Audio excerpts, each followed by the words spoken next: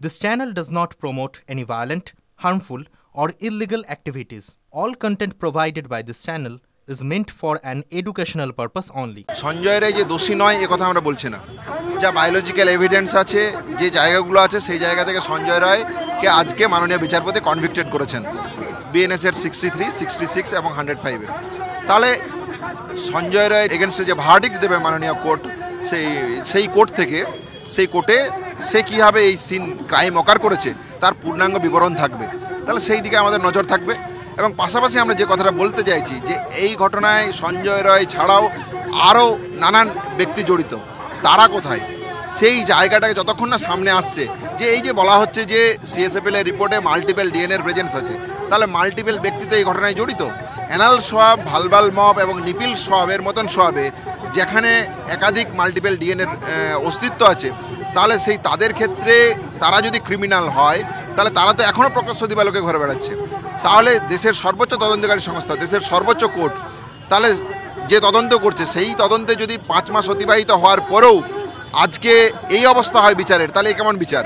তাহলে বিচার নিয়ে স্বাভাবিকভাবেই সাধারণ মানুষ থেকে নাগরিক সমাজ, জুনিয়র ডাক্তারদের মনে, এমনকি ব্যক্তিগতভাবে আমার কাছেও এই প্রশ্ন উঠে আসছে। তাহলে আমরা যে জায়গাটা বলতে চাইছি যে একাধিক ব্যক্তি যদি থাকে তাদেরকে অবিলম্বে অ্যারেস্ট করুন, গ্রেপ্তার করুন। এবং যে প্রশ্ন ইনভেস্টিগেশন হাসাব বা টেম্পারিং বা এভিডেন্স ডিস্ট্রাকশনের যে প্রশ্ন আছে, সেই জায়গাকে কেন্দ্র করে সাপ্লিমেন্টারি চার্জশিট দিন। কত সময় লাগবে আপনারা? সাপ্লিমেন্টারি চার্জশিট দিন, তাদের বিরুদ্ধে ক্রিমিনাল প্রসিডিং শুরু করুন। এই জায়গা যতক্ষণ না কমপ্লিট হচ্ছে, এই প্রশ্নগুলোর উত্তর যতক্ষণ না হচ্ছে, আমরা মনে করি যে ন্যায় বিচারের একটা প্রাথমিক প্রাইমারি স্টেপের পথে আমরা এগোতে পেরেছি। সঞ্জয় রায়ের যদি এই কথাগুলো বলার কথা, তার কথা নিয়ে আমরা আলাদা করে কিছু বলতে চাই না, কারণ সেই প্রশ্নগুলো তারা নিশ্চয়ই তদন্তকারী সংস্থাকে বলবে। সে কোর্টে এতদিন সুযোগ পেয়েছে, তার বিরুদ্ধে এভিডেন্স আছে, তার শাস্তি হোক, আমরা এটা নিয়ে কিছু বক্তব্য নেই। কিন্তু শুধু ও কি একা জড়িত থাকতে পারে? একজন সিভিক ভলেন্টিয়ার কিভাবে জানবে যে 4 তলায় একজন মহিলা চিকিৎসক ঘুমিয়ে রয়েছে, সে মদ্যপ, ভোর 4টের সময়, সে কীভাবে পৌঁছচ্ছে? একজন সিভিক ভলেন্টিয়ারকে বাঁচানোর জন্য তথ্য প্রমাণ লোপাট করা হলো, আত্মহত্যা বলে চালানোর চেষ্টা হলো। পুলিশ প্রশাসন, স্বাস্থ্য প্রশাসন একাংশ ভয়ানকভাবে অ্যাক্টিভলি গোটাটা ধামাচাপা দিতে চাইলো। এটা তো হতে পারে না। আমরা বারবার বলছি এর পেছনে আসল অপরাধীরা এখনও প্রকাশ্যে ঘুরছে, তাদের প্রত্যেককে তদন্তের আওতায় আনতে হবে। এই যে সন্দীপ ঘোষ, অভিজিৎ মণ্ডল, তারা কেন তথ্য প্রমাণ লোপাট করতে চেয়েছিল, কিভাবে চেয়েছিল, তাদের বিরুদ্ধে সাপ্লিমেন্টারি চার্জশিট কেন দিতে পারলো না সিবিআই? এই প্রশ্নগুলো তো থেকেই যাচ্ছে। ফলত সঞ্জয় রায়ের শাস্তি হোক বা না হোক, অভয়া কিন্তু বিচার পাবে না যতদিন না প্রত্যেকজন অপরাধী যারা প্রত্যক্ষ এবং পরোক্ষভাবে এটার সাথে যুক্ত, তাদের সবার সর্বোচ্চ শাস্তি হয়। 20খানা প্রশ্ন নিয়ে তোমরা আজকে এসেছিলে, এই 20খানা প্রশ্নের কি যৌক্তিক? দেখুন, আমরা এই প্রশ্নগুলো নতুন করে বলার কিছু নেই। আপনারা মিডিয়া বন্ধুরাও এই প্রশ্নগুলো তুলেছেন, আমরাও তুলেছি, সবাই। আজকের দিনে আমরা এই প্রশ্নগুলো আবার সাধারণ মানুষের কাছে দিতে চাই, যাতে এই একটা ব্যাপার চলে না যে হ্যাঁ একজনকে দোষী সাব্যস্ত হলো, ব্যাস বিচার হয়ে গেল। আসলে যে বিচার প্রক্রিয়া এখনো অনেকটা বাকি আছে, আমাদের লড়াইয়ে থাকতে হবে। এই প্রশ্নগুলোর উত্তর না হওয়া অবধি, পাওয়া অবধি আমরা কিভাবে বলবো যে আমরা বিচার পেলাম, অভয়া বিচার পেলো, অভয়ার মা বাবা বিচার পেলো? এটা তো আমরা বলতে পারি না। সেই জায়গা থেকে এই প্রশ্নগুলো আমরা যে এক্সপেকটেশন প্রথম থেকে রেখেছিলাম এবং আমরা যেটা প্রথম থেকে প্রশ্নগুলো তুলেছিলাম, এবং সেই প্রশ্নগুলো সেন্ট্রাল ফরেন্সিক ল্যাবরেটরিও তুলছে, সেই প্রশ্নগুলো ডিএনএ রিপোর্টস তুলছে, সেই প্রশ্নগুলো সিসিটিভি ফুটেজের যে গ্যাপ আছে সেগুলো তুলছে। সেই প্রশ্নগুলো কি না, এই ঘটনাটা এত সহজে একজনের দ্বারা ঘটানো সম্ভব নয়। যদি একজন দ্বারা ঘটনা ধরে নিচ্ছি তর্কের খাতিরে একজন ঘটিয়েছে, তাহলে তাকে বাঁচানোর জন্য এত আয়োজন কেন? তাহলে যারা বাঁচানোর চেষ্টা করেছে প্রত্যেকেই সেইভাবে দোষী আমরা মনে করি। তাহলে যে বা যারা পুরো ঘটনায় ইনভলভ আছে সবাইকে একসঙ্গে নিয়ে আসতে হবে এবং এনে আমাদেরকে বলতে হবে যে একজন যেমন শাস্তি পেল, বাকি সবাই যেন শাস্তি পায়। তাহলেই বিচার থেকে সুবিচারের জায়গা আমরা যেতে পারি। সঞ্জয় রায় বলেছে যে তার গলায় একটা রুদ্রাক্ষের মালা ছিল, ধস্তাধস্তি হলো, রুদ্রাক্ষের মালা কোথায় গেল? কোথাও তোমাদের মনে হচ্ছে এটা সিগনিফিকেন্ট? না, সঞ্জয় রায় কি বললো সেটা একদমই সিগনিফিকেন্স আমাদের কাছে নয়। এই জন্য সঞ্জয় রায় যেটা বলছে সেটা সে এবং সঞ্জয় রায় যে একা নয় সে বিষয়টা প্রমাণ করছে। এটা সঞ্জয় রায়ের এভিডেন্স আমরা কথা বলবোই না, কারণ Sanjay Roy one of the accused এবং আমরা জানি সে একজন দোষী। আমরা যেটা কথা বলছি সেন্ট্রাল ফরেন্সিক ল্যাবরেটরির কথা বলছি, আমরা যেখানে কথা বলছি সেটা হলো সিসিটিভির কথা বলছি, আমরা যেটা বলছি সেটা সায়েন্সের কথা বলছি, আমরা যেটা কথা বলছি সেটা হলো আপনার এভিডেন্স নিয়ে কথা বলছি। সঞ্জয় রায় কী বললো সেটা আমার মনে হয় ইম্পর্টেন্ট নয়। সঞ্জয় রায়ের ইম্পর্টেন্সটা কোর্টের মধ্যেই আছে, কোর্টের জাজ যেটা মনে করবেন সেটা। একটাই কথা বলবো, মানে যেরকম এভিডেন্স ছিল আর যেরকম রেজাল্ট বেরিয়েছে সেটার মধ্যে অনেক ডিসক্রিপেন্সি আছে।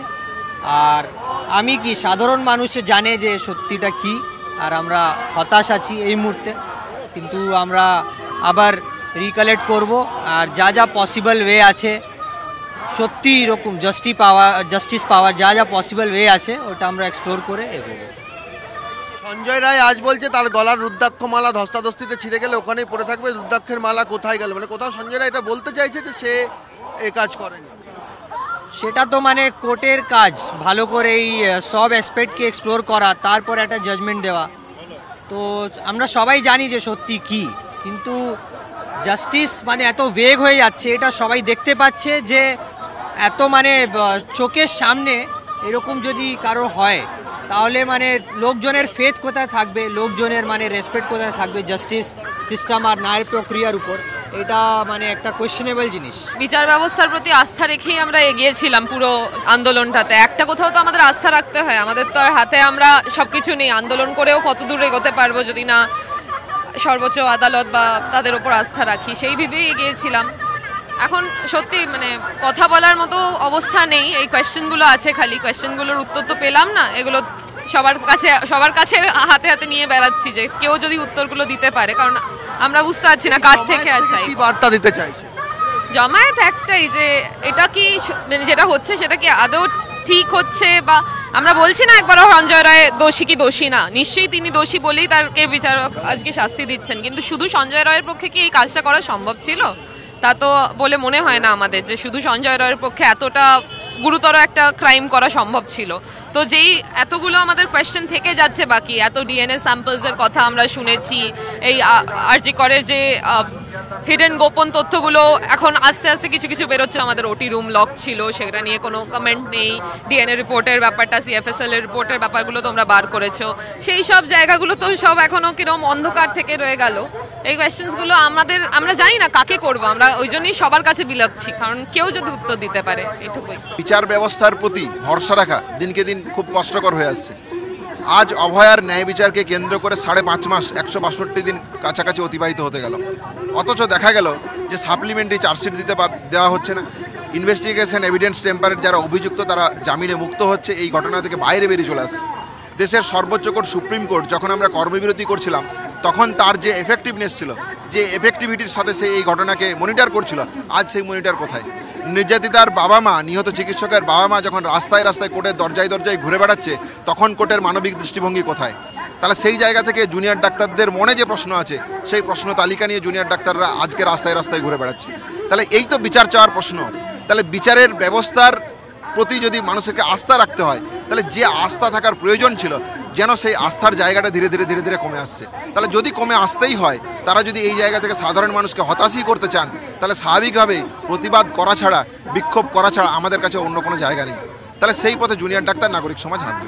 আমরা তো সাধারণ মানুষ, আমরা আইন কানুন খুব কম বুঝি, আইন কানুন সম্পর্কে যে ধারণাটা আমাদের তৈরি হচ্ছে আস্তে আস্তে, আমরা শুনলাম আজকে রায়দান হবে, তারপর সেই অনুযায়ী আজকের এই কর্মসূচি, তারপর জানা যাচ্ছে সোমবার হবে। তো গোটাটাই না এই আইন কানুন সম্পর্কে আমাদের যে ভরসার জায়গাটা, আমরা প্রথমত আরও ধোঁয়াশা হচ্ছে, সাধারণ মানুষের ধোঁয়াশা আছে। সাধারণ মানুষ আজকে তো বহু সাধারণ মানুষ এখানে এসছেন, এখানে রায়দান হবে বলে, রায়দান হলো না। এবার কেন হলো না, কি তার আইনগত জটিলতা কি, আইনগত পদ্ধতি কি, সেটা নিয়ে তো আমরা কমেন্ট করতে পারি না, কিন্তু ব্যাপারটা খুব মানে স্মুথভাবে হচ্ছে বা খুব মানে আমরা খুব ভালোভাবে বুঝতে পারছি, এটা আমরা বলতে পারছি না, এটুকুই। জমায়েত থেকে কি বার্তা দিতে চাইছো?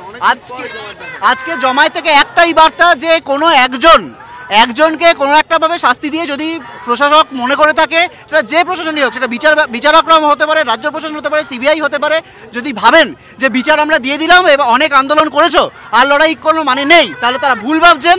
আমরা যতদিন না প্রত্যেকজন অপরাধী যারা প্রত্যক্ষ এবং পরোক্ষভাবে এই ঘটনার সাথে যুক্ত, তাদের সর্বোচ্চ শাস্তি হয়, ততদিন অবধি এই লড়াই চলবে।